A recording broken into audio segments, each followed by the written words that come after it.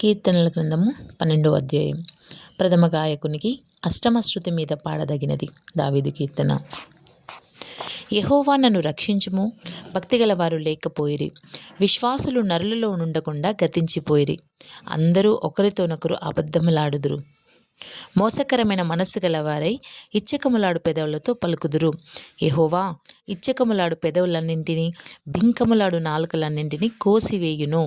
మా నాలుకల చేత మేము సాధించెదము, మా పెదవులు మావి, మాకు ప్రభు ఎవడని వారు అనుకొందురు.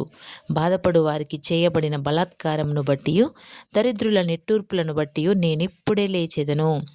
రక్షణను కోరుకొను వారికి నేను రక్షణ కలగజేసేదను అని యెహోవా సెలవిచ్చుచున్నాడు. యెహోవా మాటలు పవిత్రమైనవి, అవి మట్టి మూసలో 7 మారులు కరిగి ఊదిన వెండి అంత పవిత్రములు.